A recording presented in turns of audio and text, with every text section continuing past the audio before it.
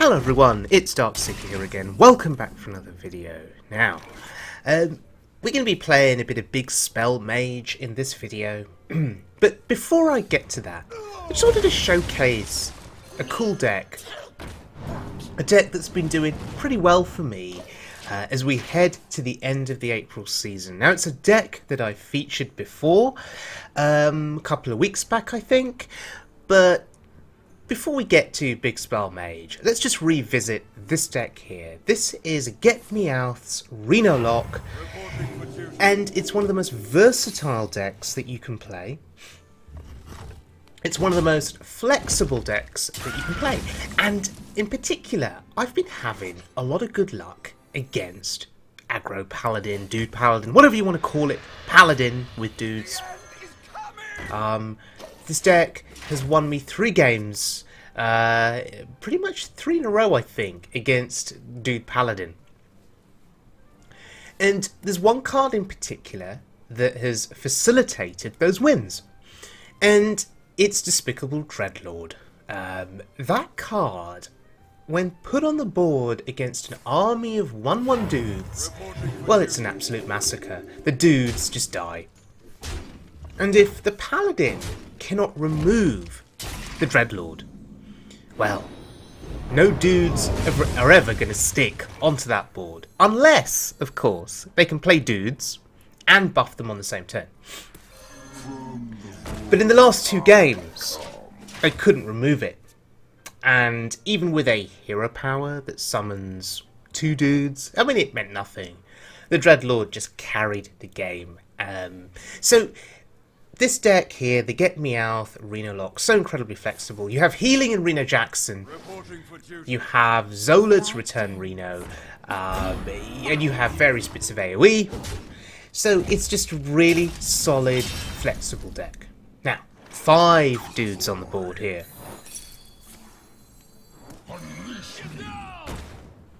And killing 5 dudes, I mean, that's just insane. One card that kills 5 dudes and leaves a 4/5 body on the board. That's insane value. Now, unfortunately, there is a 1/1 left on the board, and at 5 health, Despicable Dreadlord can't die to True Silver Champion. It can't die to 4 attack Vine Cleaver, but with a 1/1 to help, yeah, he can kill it. That's really sad. That's really, really sad. But still, look at my hand. There's Kazakis. We may as well just play Kazakis. We get ourselves a potion. We have the ooze for the weapon, but we play Kazakis first to see what we get. 5 cost potion. I'm looking for the 4 damage AoE, and there it is. That's pretty cool. 4 damage AoE kills buffed up dudes, you know, who become 3/3s. That's pretty cool. Yeah. This game is all but over. But he may still think that he has a chance. If he can build up a board presence, build up a series of dudes on board, buff them up, he may still think he has a chance. Quartermaster feels like a last-ditch effort there to get a board to stick. Serve or die. But he knows that I have a Kazakis potion in hand, 4 damage to all minions, and I get a health buff too. That's reasonable.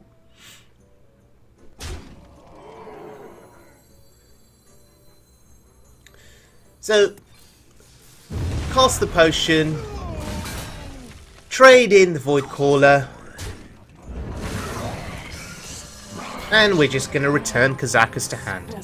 Because we can! No other reason, because we can. Just a series of never-ending value in my hand here. Enzoth to bring back the Void Lord. Kazakis for more potions. Corrupting Mist in an absolute emergency. Hellfire to clear more dudes. Siphon Soul if he surprises us and plays Tyrion. I mean, okay, we've used the ooze there, but so Tyrion's weapon would stick around. Yeah, I've faced paladins playing Tyrion. I think, inspired by Slizzle's deck, with a bit of an aggressive start, moving into mid-range threats like Tyrion. Yeah, I've faced that, and I've played the deck too. It's pretty cool. Do check that out. Slizzle's Paladin with an aggressive start, moving into mid-range and late-game threats. It's pretty cool. So, really, this has to be a concede now, surely.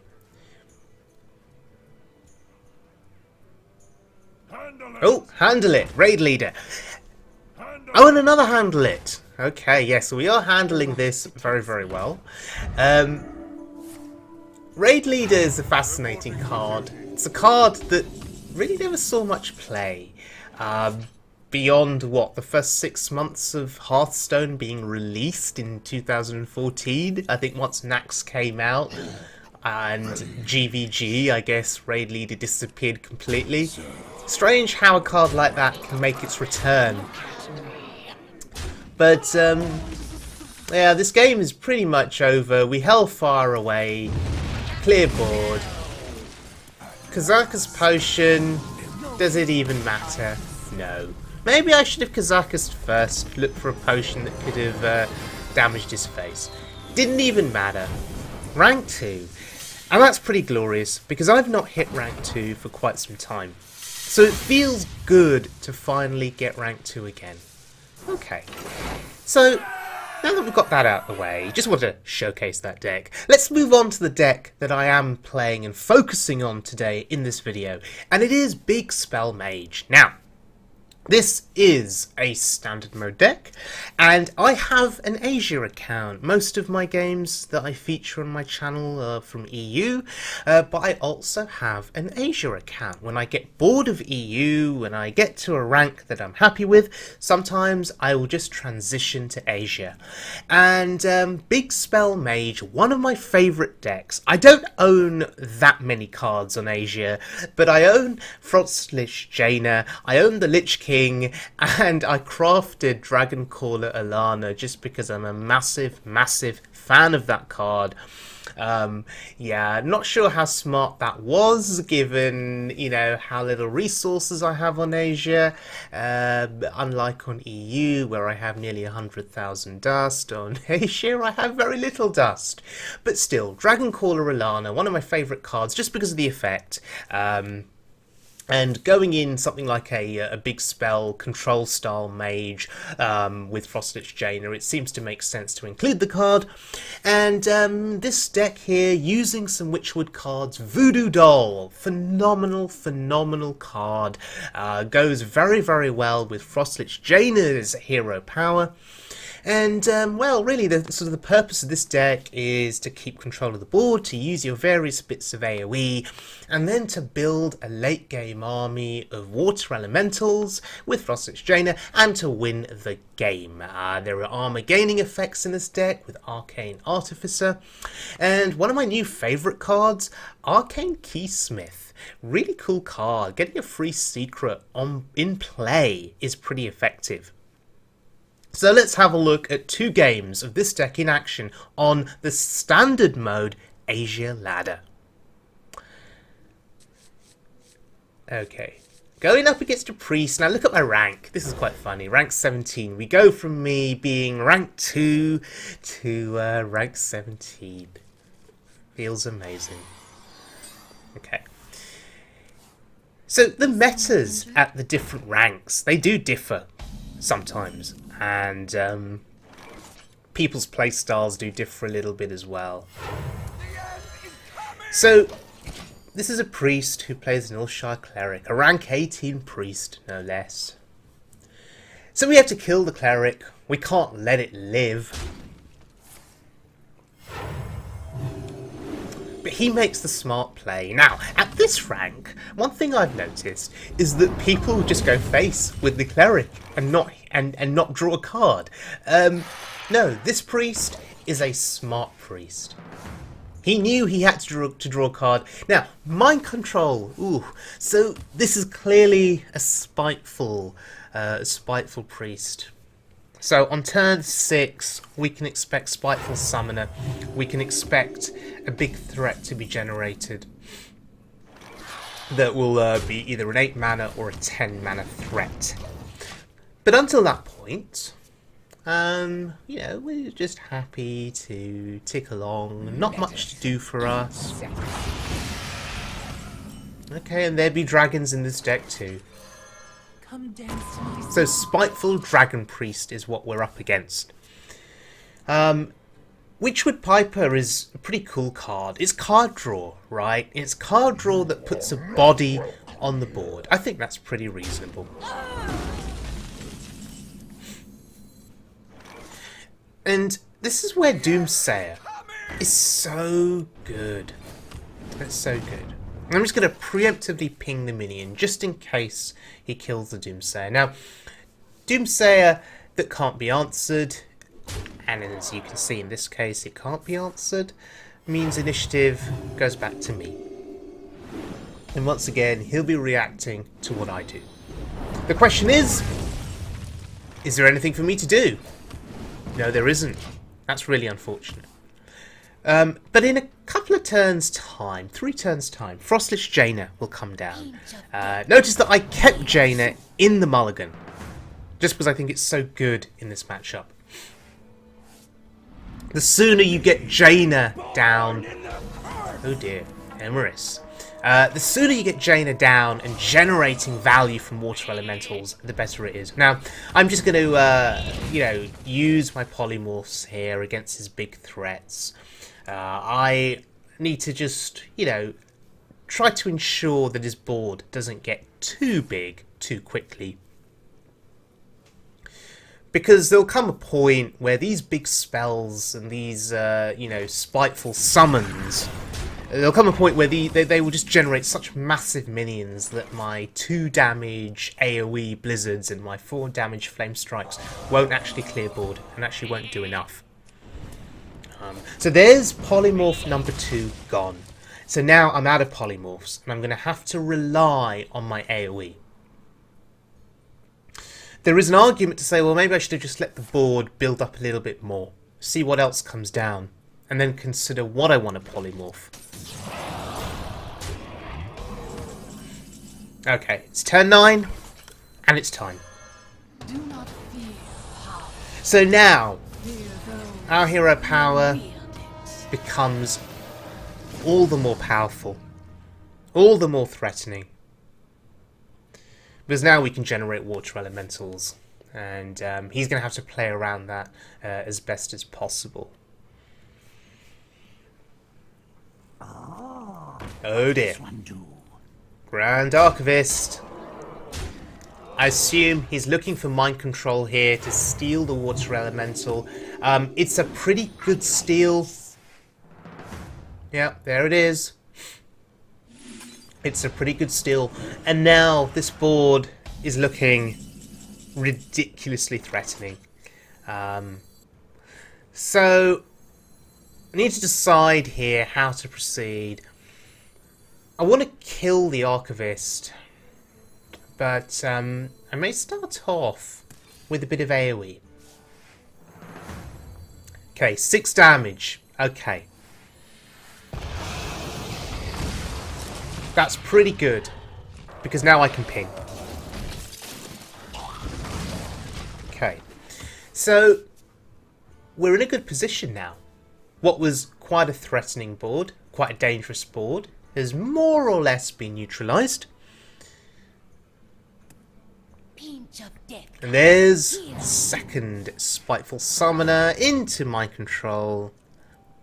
And what does he get? Oh, Emeris. Again. Okay.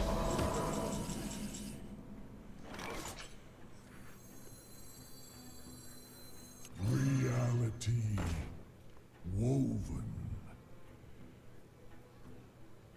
I'm contemplating the second Artificer, but playing one at a time seems reasonable. Just in case there's AoE or something big. So we get the armor value, which I think is pretty important. And we are going to generate another water elemental.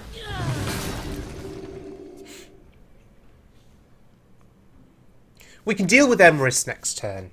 For now it's frozen, it isn't a threat. He has to kill the Artificer. And let's see how much he invests to kill it.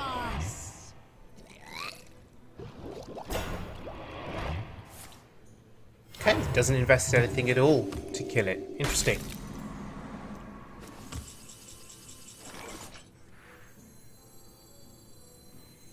So, the possibility of a flame strike this turn, what does that actually do? Immediately, it only kills one minion. So that doesn't seem great. Time melts away. The question is, how do I want to get rid of Emerus? You see, there's the question.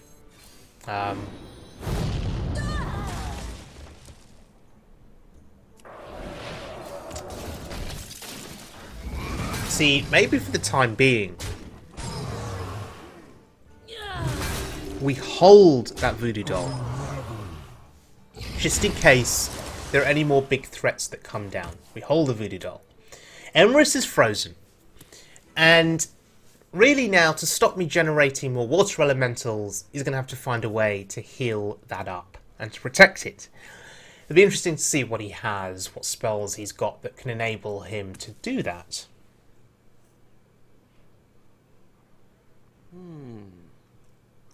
Now, we have the Lich King in our hand, and that could give us a bit of late game value in terms of card generation.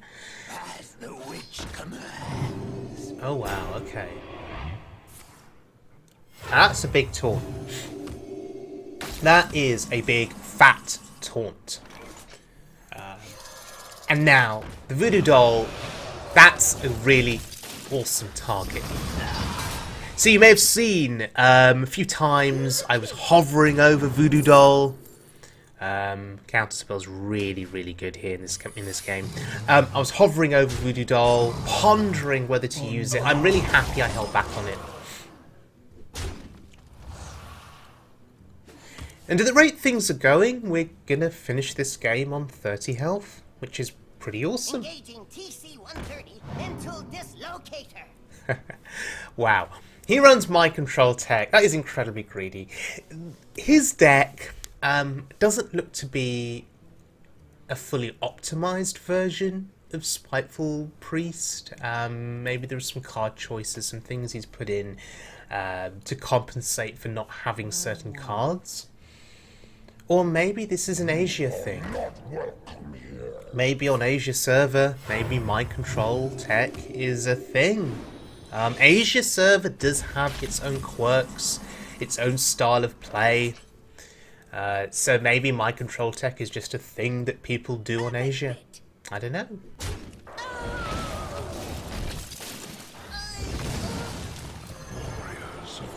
So I'm leaving up his 5/5. There were probably other ways for me to do that turn. But I'm leaving up his 5/5 and I'm challenging him now to say, okay, how do you deal with the Lich King? The question is, how many mind controls have we seen in this game so far? That's the question. Is there still one left in the deck? Your magic shall not save. So he's a taunt priest. How interesting. And you wonder whether the priest legendary that makes attack equal health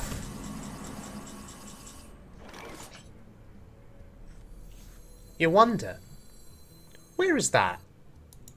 Does he have it in his deck? At rank 18, is that a card he can't afford?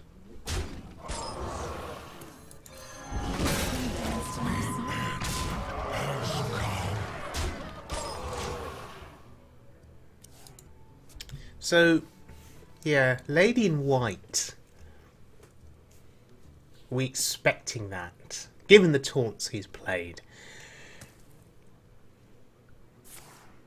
There it is. There's the mind control, and get wrecked, sir.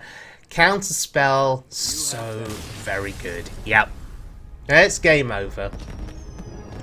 That was a very long, well, it felt like a very long matchup. I think it was only 8 or 9 minutes, but it felt like it was going on forever. Maybe this matchup against the Rogue will be slightly quicker.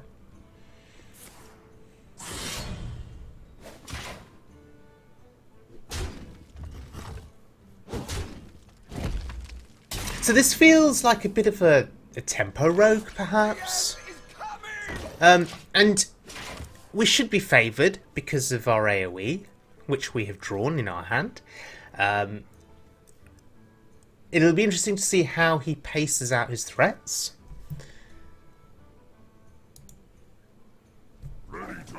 Oh my goodness, okay. Wolf Rider, wow. Is this a Asia thing, or is this a rank 16 thing, Wolf Rider? Anyway. Secret value here. I guess Explosive Runes is fine, if he wants to play another Wolf Rider. That's still good value.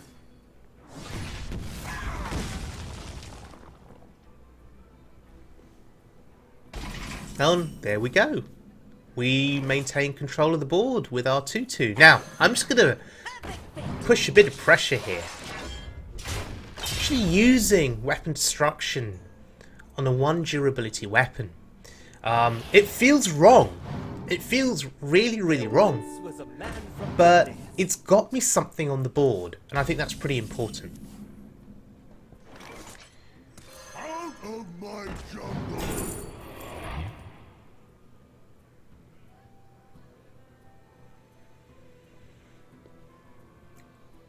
Don't fancy a Fen Creeper here. None of these are especially appealing. They've all got some merits. I'm going to take the 7 drop. It's just got big stats. But anyway, getting the 3-3 on the board there has now allowed me a nice value trade. And I have stuff on the board. So that's pretty important. Truth is found in death. Well, there's Keleseth. On turn 6, oh dear, Shadow Step Keleseth. So now, we're really up against it. His minions are going to be super buffed now. Come dance to my song. But that's okay. We have AoE in hand. It's all good. We just need to get to turn 9, play Jaina, and we're happy.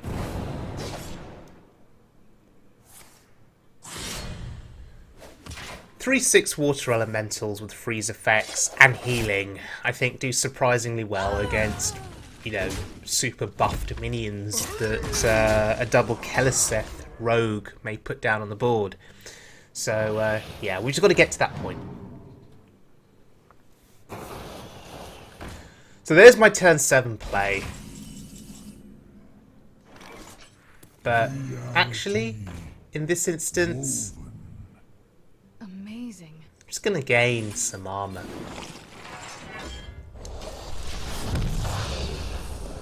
Just keeping the board clear. Now, he may have seen Meteor, and he may have a big fat minion in his hand that's benefited from the double Keleseth buff, and he may think, right, I'm going to play it now. I'm going to play it. But of course we have Polymorph.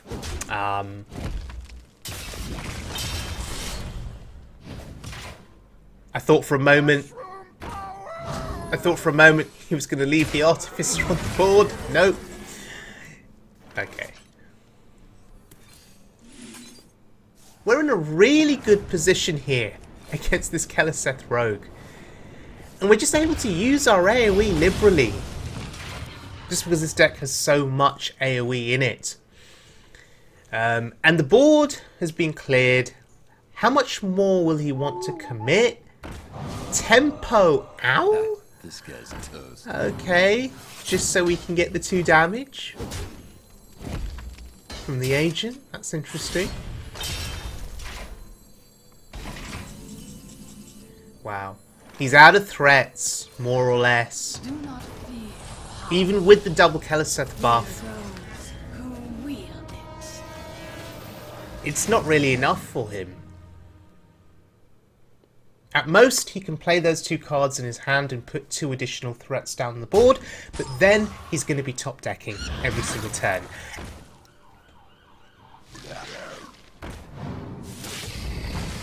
And that looks like 3 minions on the board, which make for good Blizzard targets, maybe?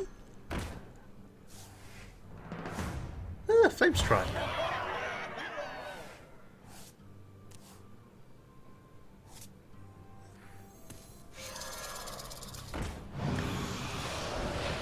The benefit of using Blizzard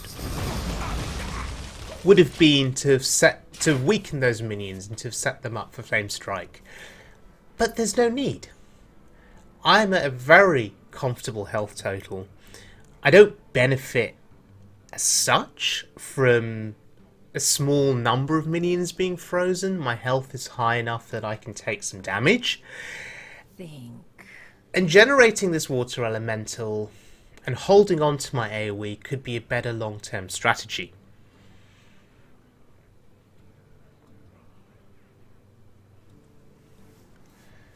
Yeah, 1 card left in hand. He also has to worry about his health total. If my minions start going face, he's gonna be in a fair amount of trouble. He'll be dead soon. So he has to find a way to at least kill off my water elemental By my frozen heart. and generate threats and keep them on the board. And it would appear that he's not going to be able to do that. So this is just game over now. And I think it really illustrates the power of this deck. The use of AoE, the ability to control enemy threats, the ability to keep initiative. Reality.